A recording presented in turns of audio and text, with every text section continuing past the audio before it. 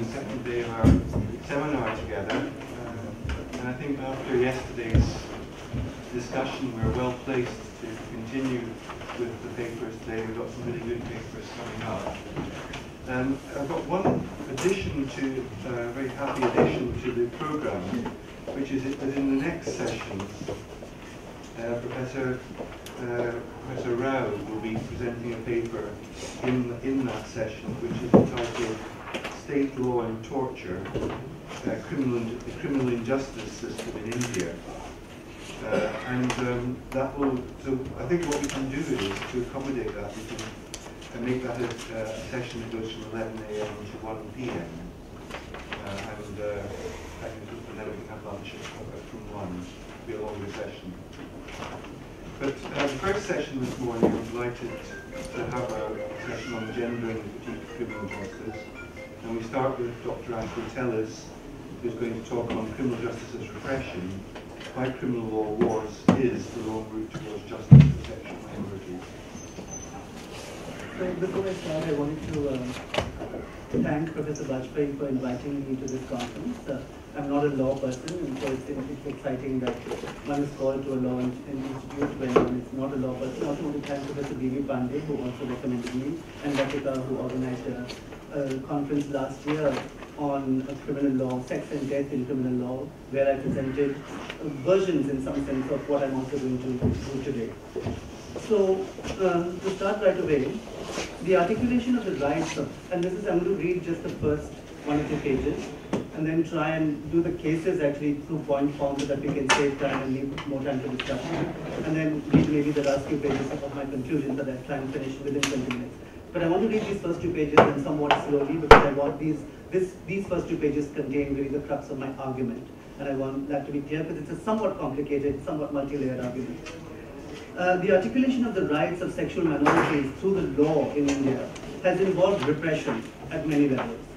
First, it has repressed the history of its own emergence at a particular historical moment, which is that of neoliberalism. And Ratna Kapoor made this point. Yesterday about how we have to understand the question of carceral feminism in her case in the context of the neoliberal movement. That's what I'm saying right now about LGBT too. That the whole idea of LGBT as a movement really emerges in neoliberal India, in liberalization India in the 90s. And there's a reason for that, and there's also a series of effects of that, which I'll be talking about right through the paper. Second, it has repressed its own class, caste, and gender locations, erasing the complexities of same-sex cultures in India in favor of a sanitized and homogenized construction of sexual minorities as pure victims based on a behalfist politics or pure liberatory subjects awaiting liberation. And here clearly my critique is of Nas, which I will come to in a moment, of the Nas judgment. Third, and most importantly, it has repressed at its own cost law's relationship to the social, constructing law as an abstract and rarefied realm above the social, which can miraculously redeem those victims or purely liberatory subjects. And that's again linked to Ratna's point yesterday, and I'm happy that she's not here, but linked to Ratna's point yesterday about why do we go to the law first, and what does it mean when we go to the law first. Fourth, it has repressed the histories of struggles by various marginalized groups in constructing the legal as the motor of change, leaving the structural hegemonies of class, caste, and gender untouched, which is linked to the same point, which is point 3, which is that you can't change the social through law. You have to work with the two in tandem.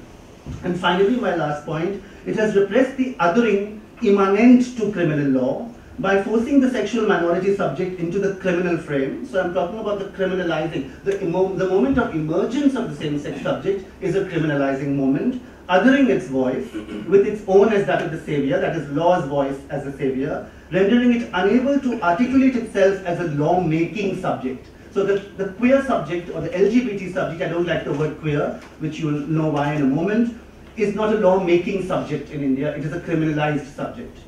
In this paper, I hope to unpack these repressions and examine their sources, assumptions, and effects. I do this unpacking in favor of a twin project of working towards an agential law-making sexual minority subject and a criminal law in touch with its own unconscious. Indeed, I argue that criminal law need not have the repression of its own unconscious, which is the social unconscious, as immanent to its structure, but in fact needs to expand its domain by engaging with its own repression of that unconscious. That engagement will produce a thicker, deeper, fuller account of both the law and the social. I am not among the people who argue that the law has no unconscious and can never have an unconscious. That it is fundamentally oppressive and merely an instrument with which to poke or not poke the social. I'm not an innovator man in effect. I don't think that the law is useless. I don't think the law is that something we don't need. I am back to Spivak's point, which Ratna reiterated somewhat differently yesterday, which is the law is that which we cannot not want. You begin with the law. You have to engage with the law, is my point. Instead, I argue that law's unconscious is the social, and we have to tap into that unconscious to make it more powerful, just as in psychoanalysis, we tap into our unconscious to become more aware. Thus, the immanence I spoke about at the start in criminal law is not immanent to criminal law per se, but only to criminal law in its present form. And I want to talk a little about psychoanalysis before I proceed to Naz, which is that I want to explain to you where I come from in psychoanalysis and why psychoanalysis, which has been talked about from the very start with Professor Nori opening the conference, is something that we need to understand historically.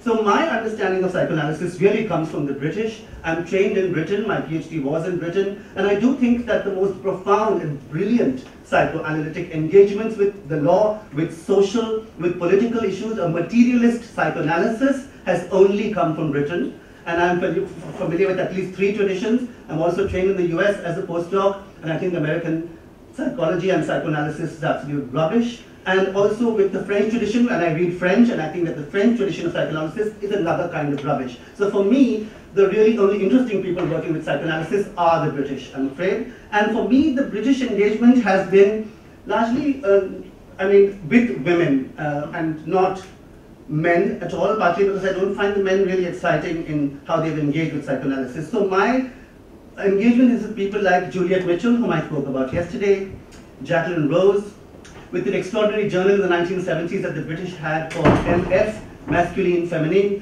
which came from feminist psychoanalysts like Parveen Adams, Elizabeth Cowie, a whole bunch of extraordinary British feminists who engaged with psychoanalysis. And this is my critique of Professor Alan Norrie and his colleagues, that in fact they don't engage with these women at all. These are British men who don't engage with their own women. And also the extraordinary Gillian Rose, whom I end this paper with, actually a colleague of Professor Alan Norrie at Warwick, an extraordinary figure who has been completely neglected by both psychoanalysts and philosophers and legal theorists, but in fact she wrote one of the most extraordinary books, I think, in the 20th century on law, philosophy, ethics, love, and that is Gillian Rose, the sister of Jacqueline Rose. And then latterly I also want to acknowledge my debt to someone like Alan Norrie, whom I feel I have read with great benefit, partly because I don't understand why legal theorists don't engage with psychoanalysis at all, and at least Alan Norrie has begun that process. So latterly and belatedly also Alan Norrie. Let's start with Naz.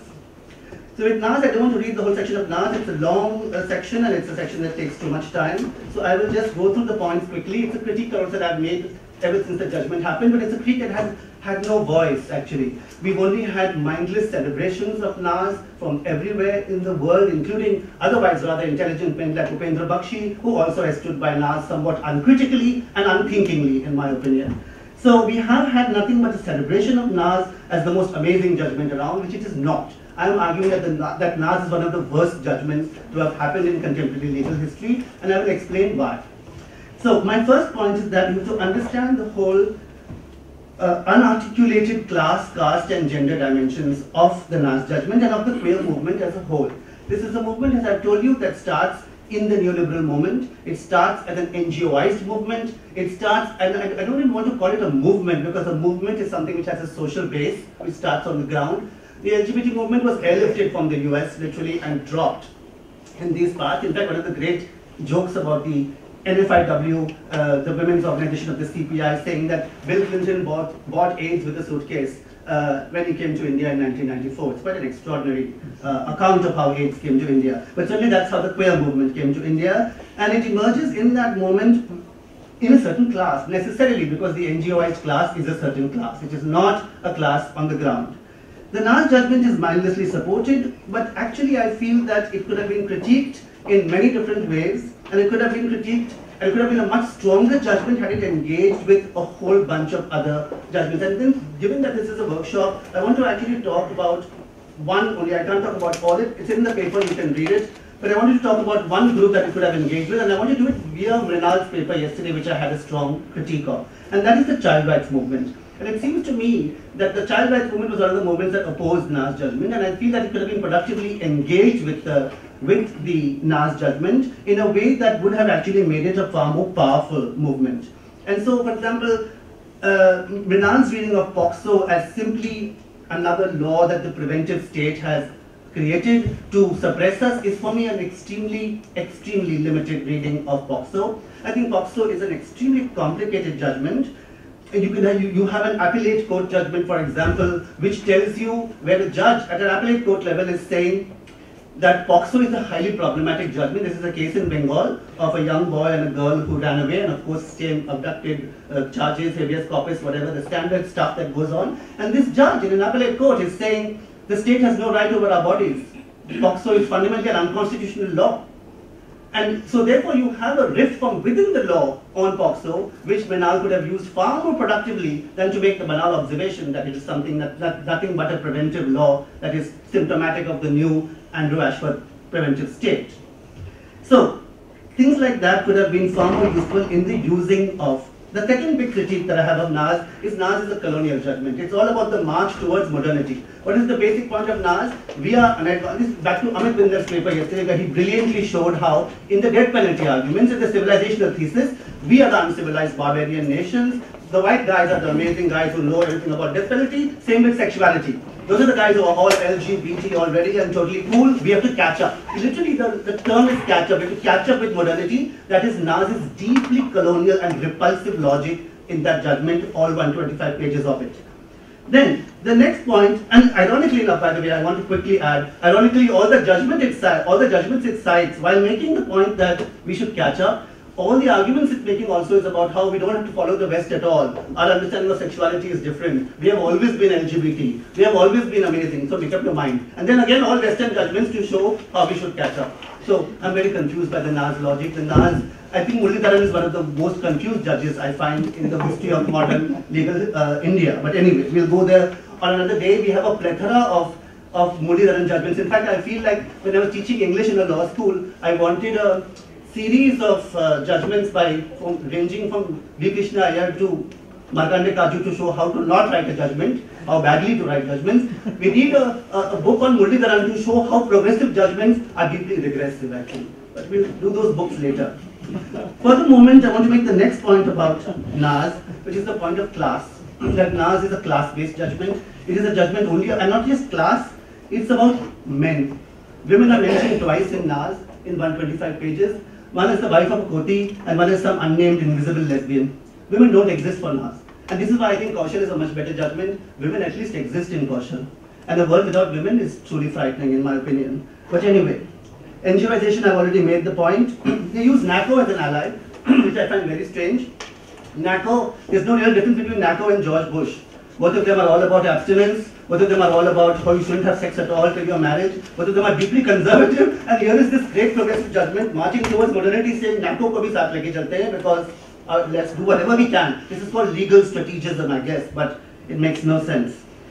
Then, of course, it sets up the beautiful, highfalutin language of public versus constitutional morality. I don't need to talk about constitutional morality because it doesn't exist largely. There are wonderful critiques that have come up within the field of jurisprudence itself, like Pritam Barua's fantastic essay on logic and coherence in Nas, which shows that there is no logic or coherence in the judgment on its own terms. But there are other critiques of the judgment also, which I don't know why Professor Upendra Bakshi has not read. But anyway, we come down to the question of the question of privacy, which I feel that privacy, again, no one has actually questioned this idea of privacy. Usha Ramanathan is using it so beautifully in Aadhaar, extremely problematically. Privacy does not exist outside class and caste boundaries. In fact, the whole question of Nas, first of all, Nas didn't decriminalize homosexuality at all. It simply read it down to say that people in their private bedrooms of the same sex can have sex. But hi, they were having sex anyway. You have a bedroom, you have sex, behind the doors, who's going to arrest you? Why did we need this profound judgment that is changing human civilization to tell us that we can have sex in the bedroom? We need a law for hijras who have to have sex, on the road, who have to have sex with the police because they are beaten up. And Nas doesn't cover them at all. Then there's no, as I said, there's no women, so there's certainly no lesbian in the last judgment at all. And I think again, what we are missing from our accounts day to day, even in yesterday's conference, is a question of legal ethnography. Please do some legal ethnography and see on the ground what this judgment means. I'll give you a small anecdote from my fieldwork. I was in Kerala at the time of the last judgment, and I was walking around with a Kerala lesbian activist, the greatest, most prominent activist who ran a group called Sahayatrika in Kerala at that point, and that was the most famous group. She's a Canadian Malayali lesbian. So we are walking, and she of course loves the judgment. She thinks it's changing her life, and she woke up in the morning dancing and singing, "Ki wow, kya judgment hai?" And we're walking on the roads, and I'm telling her this is a vast judgment. And we're walking, and then we meet lesbians, okay, like working class Mallu lesbians. We meet them on the road, and the prominent activist is telling them, "Oh my God, did you read the papers? 377 has now gone." And they're like, "What is 377? And so she then explains to them in her very broken Canadian Malayalam, she explains to them what is 377, and they're like, "How does it matter? Doesn't change our life in any way. Are you getting any concrete benefits? Is it changing our life in any way? Sorry, bye." And they walked off. And I was vindicated, and I felt delighted and happy. And the activist was so terrified, she left the last judgment on the steps of the road that we were walking on. So that was beautiful for me. So my point is that the last judgment, which is claiming to be this most extraordinary judgment that has changed the world, actually changes nothing. And I want to read the last 1 or 2 pages of my last section before I go on to caution. So, this is page 10 for those of you who have the copy before you, which is, does the reading down of section 377 to now make private adult consensual sex between any two people legal make any difference to anyone then but the privileged gay man? The NGO lobby has got private consensual sex exempted from section 377 and we are supposed to celebrate. But who is this we? Urban gay boys? Yes. Urban gay girls? Maybe. MSM, only the ones, MSM is the NGO terminology for men who have sex with men. It's an epidemiological category, not an identity, but never mind. Only the ones with urban NGOs. What difference does it make to a Dalit woman in Thrissur, the woman I engage with in my fieldwork, struggling to be with her female partner against pressure from both their families, her conformity-inducing workplace, both are also CPM party members and cannot talk about their relationship, the mocking community and the fascist state? What difference does it make to the transgender male-identified woman in Kottayam and his Dalit woman partner? The judgment talks about the inclusivist nature of the constitution, yet does not include several figures like the ones above who come within the same-sex rubric, let alone allies. What difference does it make to a heterosexual female sex worker who may be HIV positive? To the single economically poor mother whose child might be HIV positive? To the single woman per se? These are not rhetorical questions. The case could have been built and argued in such a way that all these figures, the hijra, whom I just spoke about on the ring road in Delhi, the same-sex loving woman, usually lower caste, Adivasi, rural, the sex worker, male, female or hijra, the trans woman and their lives would be part of the argument, would be made to matter. We may have lost the case, but it would be a struggle that was worth it. We could continue fighting. We could do what the judgment cites Ambedkar as calling for, building a true constitutional morality. Instead, what was effected was the subsumption of all complexities, all productive antagonisms into the unifying queer subject, validating itself through law. This amounts, I argue, not only to a violation of the communities marginalized by this judgment, but also of the law. The personal autonomy of the same-sex subject is ensured in the constitutional sense, we are told, but what does that concretely mean? Who and where is this figure who inhabits the realm of pure constitutionalism, where there is no religion and no morality, no community and no multiple axes of disenfranchisement? There are enough articles already in the Constitution that would notionally ensure this figure its rights, a bit like the Bibi Pandey and Ratna Kapoor point yesterday about why did we need the amendments of 2013, the laws were fine. But where is this figure in India? Have these articles in the Constitution prevented the atrocities Dalits, Adivasis, women or religious minorities have faced and continue to face in the history of India since the formation of the Constitution? These communities are not even out there, separate from us. Many of us LGBT people are Dalit, are religious minorities, and both, are disabled and also same-sex desiring. Can we bask in the glory of this constitutional refining of our personal autonomy? Repealing and just not beating down 377 need not have necessarily been just the symbolic victory it might have been, constitutional, empty, and based on the idea of personal autonomy that has hidden caste, class, and gender positions. It could have been made a really powerful movement, and even more had the battle been fought hand in hand with all other groups. And I'll stop there, you can read the rest on your own. Moving to Kaushal. Kaushal is considered the most disgusting judgment around, whereas I think it's actually a brilliant judgment. Kaushal, first of all, is a legal judgment. It actually follows the law, and it actually opens up in a way that this is what I'm trying to say about opening the legal unconscious from within the law. It allows us the space to open up many things which Nas, in its smug superiority, just does not allow us. And Kaushal is amazing for doing that. Let's see how. The Kaushal judgment of the Supreme Court of India, which undid the Nas judgment, was unanimously excoriated by the so-called queer movement, the left liberals, and practically everyone else. It was seen as a deeply regressive judgment that undid the brilliant and amazing Nas judgment, and it was mourned in dramatic fashion along the length and breadth of the country, just as the Nas judgment was celebrated mindlessly across the country. It was damned as a judgment without any engagement with the possibilities it opens up. Indeed, it is a far better and more useful judgment than the Nas, in that it shows up the false arguments and logic of Nas, and what it does raise are important questions about the use of law in the battle for rights around sexuality. Indeed, I argue that Nas is what Robert Coburn would call a jurispacific judgment, producing pathology, as I have shown, and Kaushal is what he would call a juris-generative judgment. What Kaushal did was to call the bluff of Nas on its own terms, a bit like I'm told Professor Upendra Bakshi called the bluff on Khanna some years ago, but I don't know enough about that judgment. Perhaps Professor Bakshi will tell us about it later. But broadly again, the Kaushal judgment is basically saying this, that basically what it does is, and I give you an example of this one case which I talk about briefly on page 16 for those of you who have the essay, which is State of Kerala versus Kusumkara Govindan. In this case, there is a lengthy and positively absurd discussion of whether placing a penis between the thighs of a woman is against the order of nature, and the conclusion of that Kaushal comes to is that yes, it is, and that putting a penis in the mouth, which makes oral intercourse also illegal, is against the order of nature. Such is our very sad sex lives in India, clearly.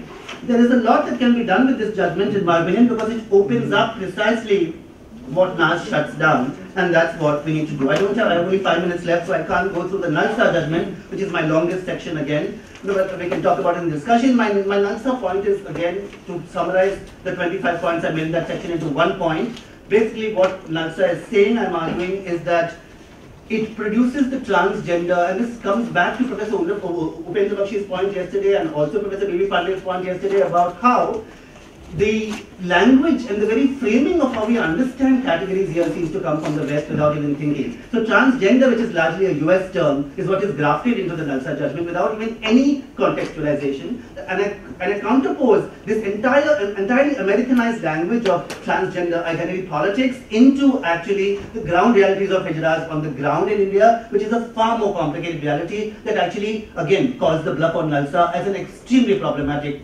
judgment.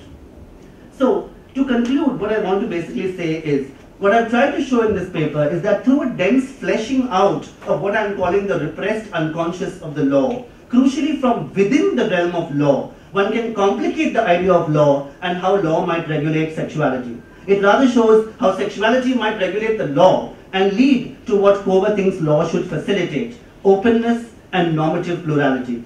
While Cover's own liberal politics does not allow him to develop that plurality in a radical way, I counterpose Cover to Gillian Rose. And I can't, again, I don't have the time, I have 5 minutes left, but I wanted to tell you about Gillian Rose's extraordinary work, particularly in the book Mourning Becomes the Law, where she offers both, and this in some sense comes back to both Professor Upendra Bakshi's and Professor B.V. Pandey's preternatural dislike for theory, part of which I share and part of which I don't share. As a younger generation person who has taught in Delhi University for more than 15 years, I have fought lots of these dinosaurs who hate theory and who hate political philosophy, but we are in a critical theory workshop, and I think that we have to really learn to historicize theory, and Gillian Rose does it brilliantly. Actually, both Professor Bakshi and Professor B.V. Pandey would be happy with Gillian Rose, because she offers a critique of postmodernism that is coming back to Professor Alan Norrie's point, which I want to end on the question of metaphysics and love. And I think these are the two most important ideas, except that I, unlike Professor Alan Norrie and his colleagues, would certainly not go to Roy Unreadable Bhaskar for them. I would rather go to Gillian Rose for them, because I feel that she understands both the question of the metaphysics, which I'm very glad Alan Norrie has come back to, because I think, and that's Gillian Rose's main critique in the book, that we have, when we lose the question of metaphysics in the question of ethics, then we lose everything. So the point of metaphysics, I'm very glad Professor Alan Norrie is coming back to, except that I wouldn't come back to it in the same way that he does, not via Roy Bhaskar at all, but via Gillian Rose. And the second point about love, where again, certainly Professor Alan Norrie and I do not share the same idea of love, because my idea of love again comes from Rose, and from Rose's critique of Derrida, actually, which Amit Bindal did not actually engage with at all, and should perhaps in his later developments of the paper. And that idea of love and the metaphysics has nothing to do with the spiritual, has nothing to do with religious, but to do with the ethical that actually engages with the deepest questions that have come from Western philosophy. Thank you. Thank you very much. And now we move on to Rachna Chowdhury, whose topic is Upholding Law and Horizontal Radical Change. Thank you, Professor Murray, and I need to thank you because I sent my abstract to you. So that's the reason I sit here today. And like Ashley, I'm going to talk about another criminalized subject of law, and I'll be focusing upon judicial construction and treatment of the prostitute or the sex workers. These are the terms interchangeably used in the judgment, so I'm evoking those terms, and of course fully aware of the politics behind the usage of both of these. And this I would do through select judgments only, pronounced by the Supreme Court during the last 50 years. And to begin with, I've taken one judgment from each decade, starting from the 60s onwards, but it's part of a larger project in which I'll take more cases.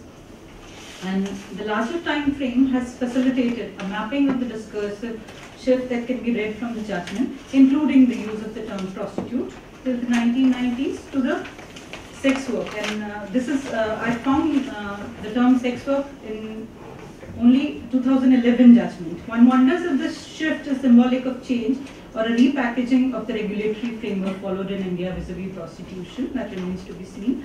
I've also briefly taken up an analysis of the bar dancers case, even though it's not explicitly focused around about questions of prostitution, but implicitly it deals with those questions. And one is not, in between, this is because I need to clarify the fact that the version that you have in the booklet is slightly different from this. The political theorist in me has attempted to do a reading of the fraught, seemingly at least, a relationship between the executive and the legislature, which I'll skip in this particular presentation. And the state is not being seen here as a monolith, but a set of institutions, units, practices. And the legal domain opens up as a crucial site of producing modernist nationalist masculinity as public spirited lawyers and predominantly male judges rescue these fallen women or their children, depending upon the case in question. And all this while androcentricity, misogyny, paternalism, and sexism inherent in the law remains intact, which would be clear through the judgments that I'll take up. The prostitute in that sense is both the effect of discursive power and what McLean and Australian feminist criminologists calls the elements of its articulation. Law thus simultaneously emerges as an instrument of social transformation, also a tool of social control, by creating a culture of muting marginal voices. In addition, it also performs the function of rhetoric, thus rendering itself redundant, as Ashwini Tambe points out. And the initial sections of the paper focus upon a thematic analysis of the judgments, and the last section highlights the need to incorporate feminist perspectives to rethink the hegemonic heteronormative notions of sex, consent, agency, choice, work, desire, chastity, and motherhood. Now, the judges in these judgments, they seem to have perfected ambivalence about the legal subject in question, and much has been written about and around the notion of victimization, the predominance of rescue and rehabilitation strategies as a response on part of the state and non-state actors, to questions of agency, choice, in both mainstream and critical discourses. But my focus in this paper is to critically look at the language in which these expendable bodies are being described, to both produce as well as affirm their victimhood, and thus justifying state intervention. And by using terms like fallen victims, unfortunate fallen women, unwilling participants, and involuntary victims of compelled circumstances, the judges are very well able to achieve that. This ambivalence is evident in a 1975 judgment, Chintan J. Vaswani, where the judge described the men found in a bar as willing male victims who were being seduced by the girls soliciting carnal custom flit. And these male victims were alternately described as takers of virginity who sip every flower and change every hour. The ideas about loose women date back to earliest ideas in mainstream criminology, wherein female offenders, including prostitutes, were treated as biological throwbacks. And the implication being that prostitutes were considered to be oversexed and shameless, and hence the males are victims of the temptress, like the males in this particular judgment. The judge wrote, not for dramatic effect, but to sting social conscience, we set out the tragic story of this case, and the manner in which he goes on to describe the scene in the bar during the time of the raid is far from being tragic, and the seemingly well-meaning judge ends up objectifying the women assumed to be prostitutes by further denying them dignity. The adjectives used to describe the bodies of these girls and women found in the bar, like luscious figure, flower, young flesh, scantily clad female flesh of sweet 17, are almost titillating. Carlson rightly points out, in the legal text, the evidence, the voice is exclusively male and the body is female. And this is Justice Krishna here. And one can imagine, in this gathering at least, one need not mention his contribution to jurisprudence. And this is the best of our men. So we can imagine what the rest would be like. It is a difficult domain, as the figure of the prostitute challenges the binary of offender and victim, collapsing both into a single entity. And there seems to be this organic link between depravity, between poverty and moral depravity. Like in Vishaljeet, it was pointed out that many unfortunate girls in full bloom were being sold in various parts of the country, even by their parents, due to acute poverty and unbearable miseries, also in the hope that their children would be engaged only in household duties or manual labor. Now here the family is being exonerated from the charges of pushing their own child into prostitution. By redefining need as poverty, this sort of helps in normalization of the defendant by the lawyers, since need happens to be a subjective category and not a valid ground for lenience, while poverty is a social category over which the individual had no control. So these families were helpless families. The blame is then shifted onto the pimps, brothel keepers and brokers of flesh trade who entice the girls or kidnap them.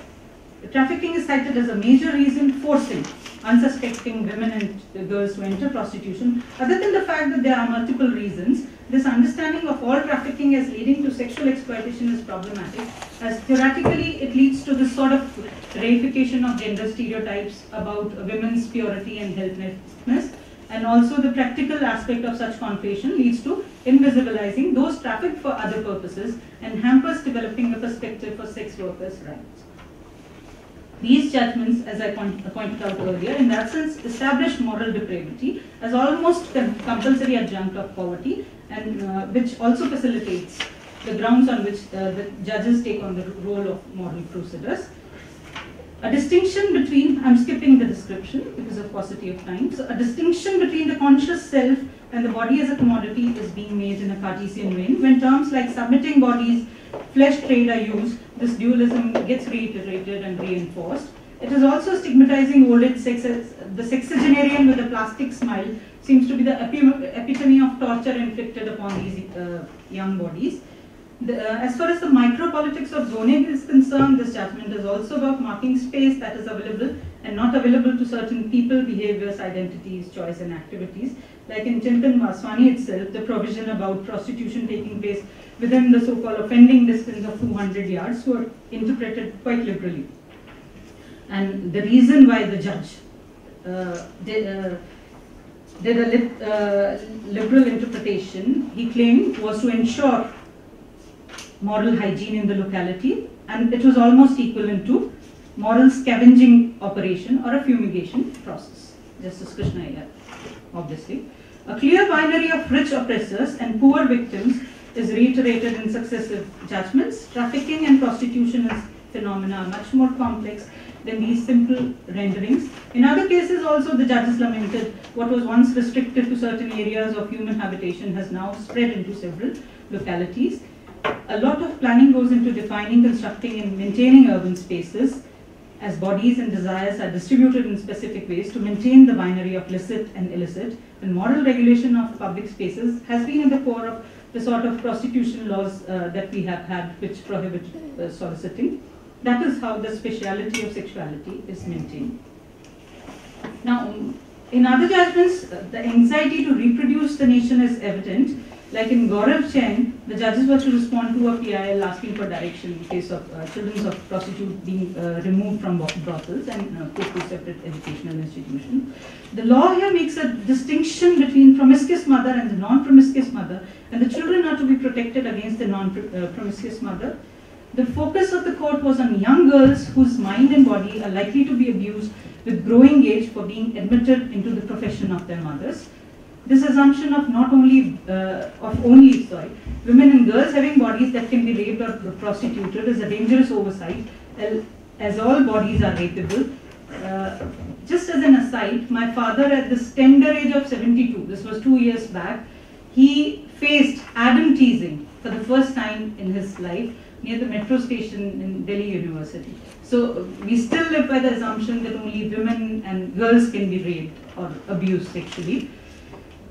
Now, from the definition of a prostitute as a woman offering herself promiscuously under the old act to the use of the term persons in the present one, the effect of law has barely changed.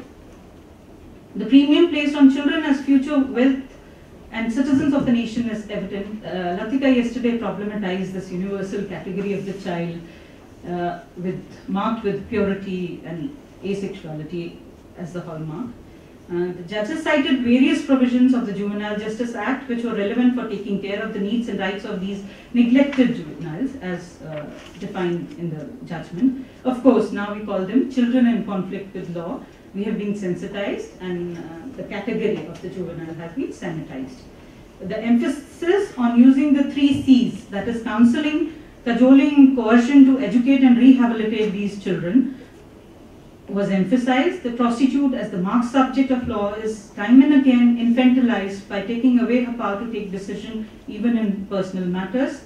The exploitation of women in the name of customs of Devasis, Jogins and Venkatans was decried by the court.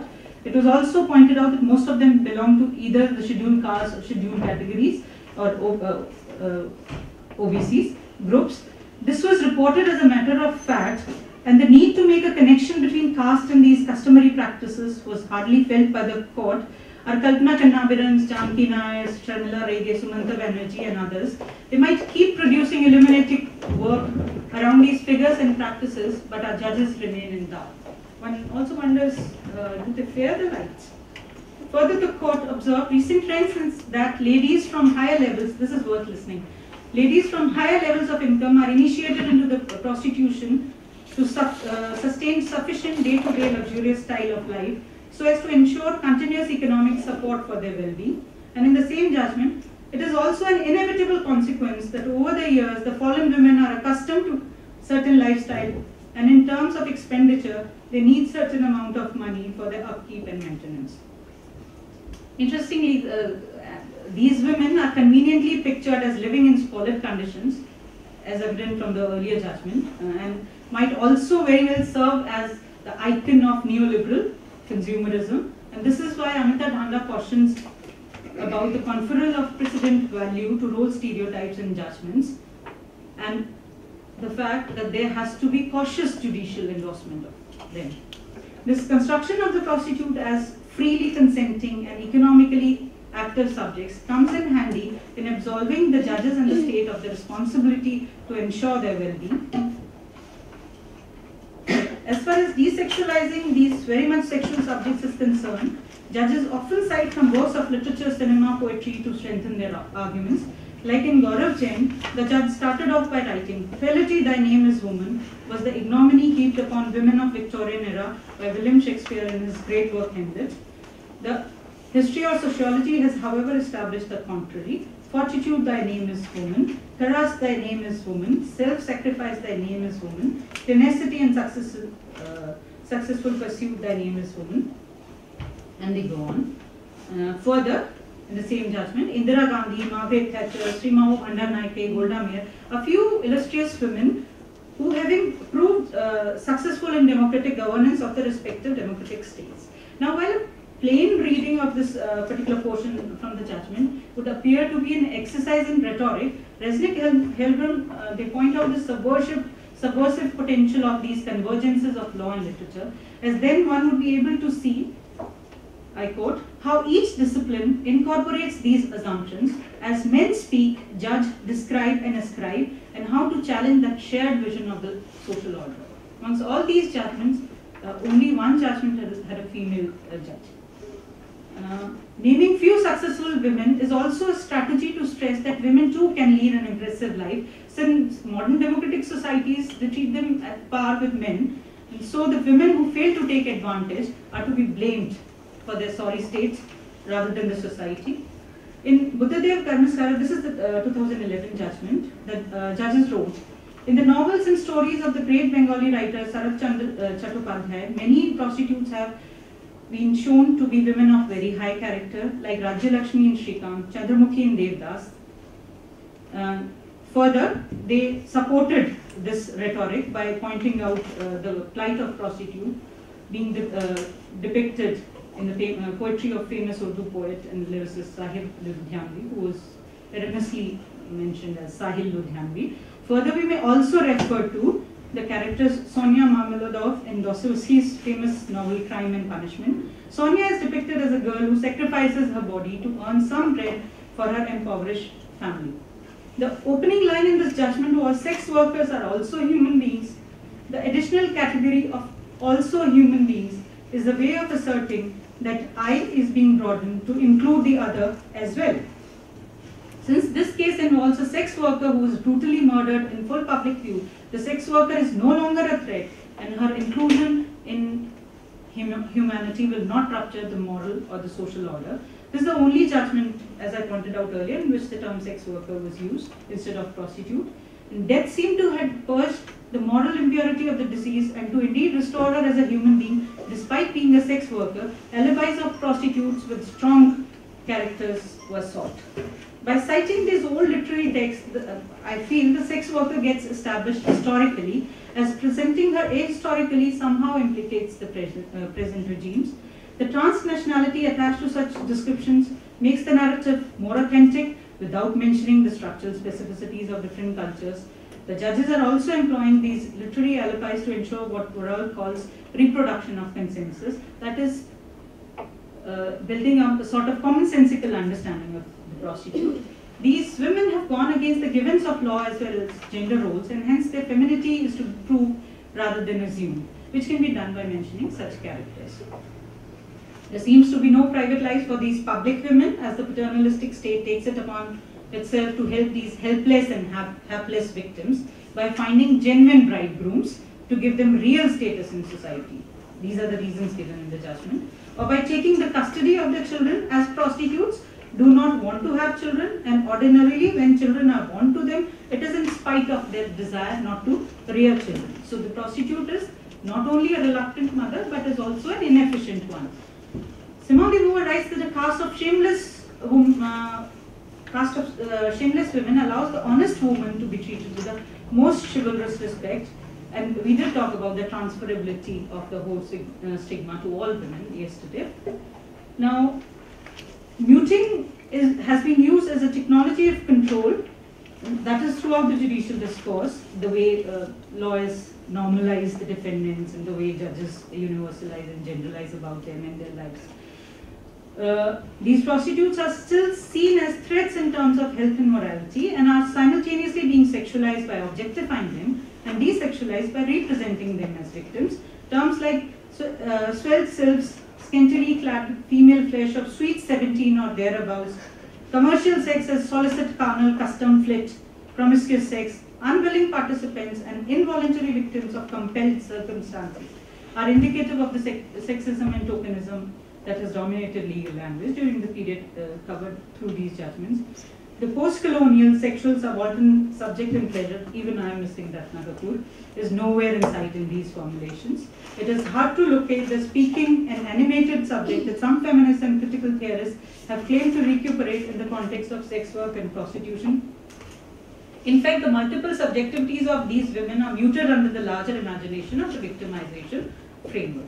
And even though it is all about sex, sex itself is missing from these accounts, which is not to affirm Indian prudery, as the same judges, surprise us by eloquently pointing out the importance of sex in a married couple's life in cases around matrimonial disputes. There was one such case, Geeta Nejawan versus Balkrishna Jamana. It's a 1973, quite dated judgment, and I was tempted to include a quote from there.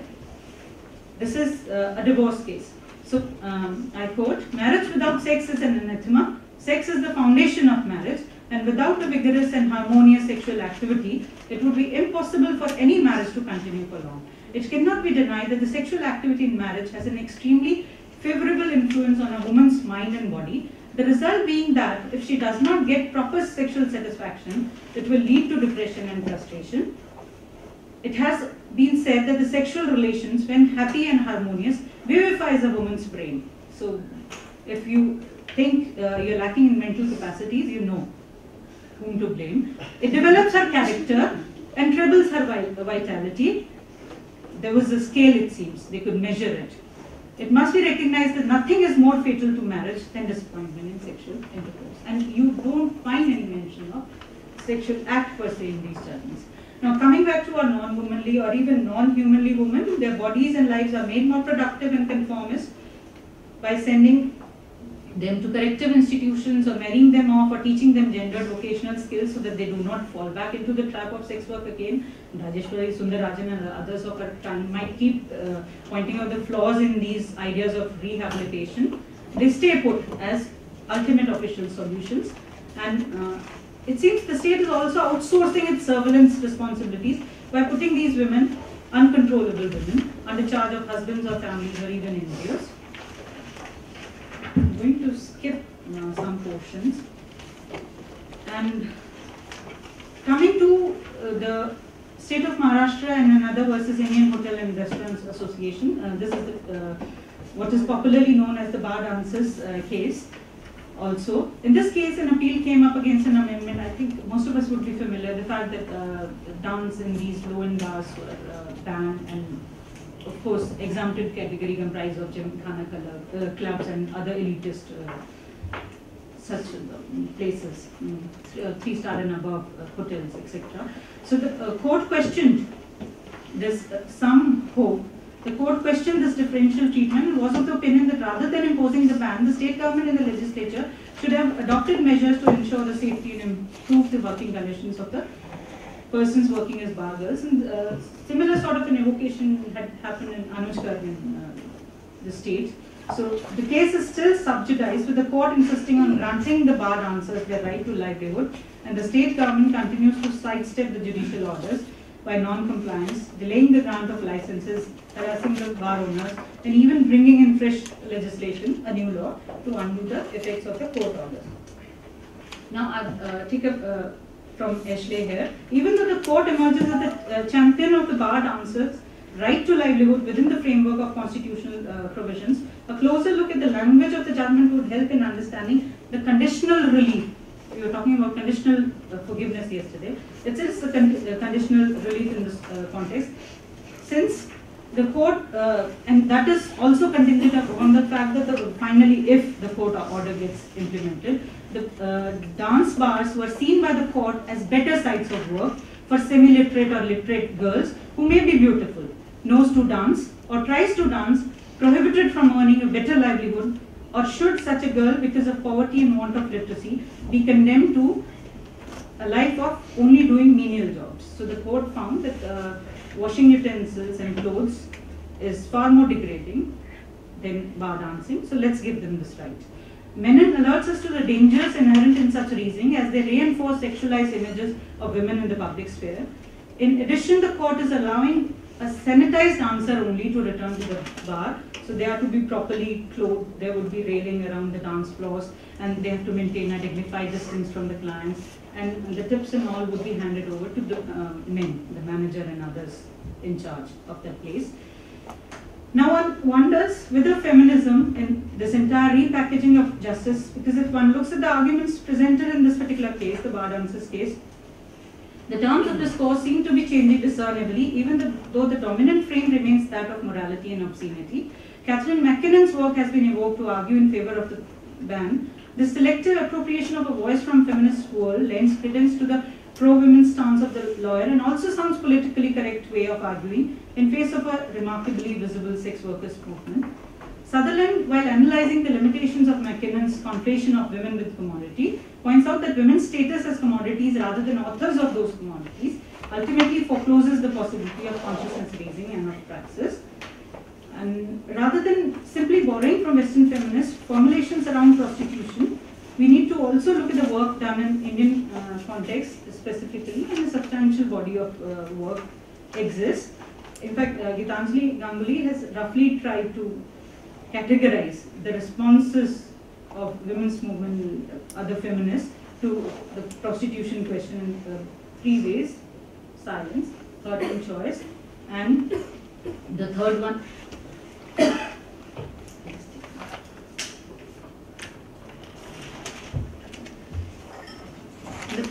by positing sex work as a choice, by using the term sex work.